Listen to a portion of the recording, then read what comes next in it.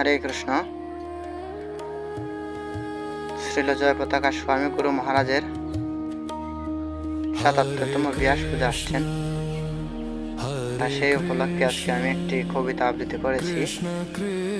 সেই কবিতাটি পরে আমি আপনাদেরকে শোনাবো।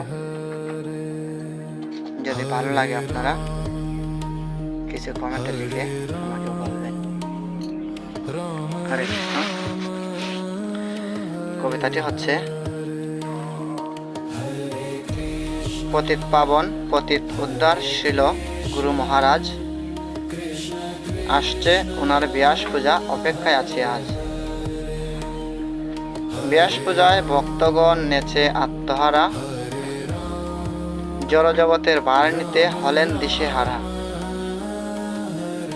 এমন দয়াল পতিত পাবন আর কোথায় পাবে, আশ্রিত হও সকলে মিলে ওনার চরণেতে।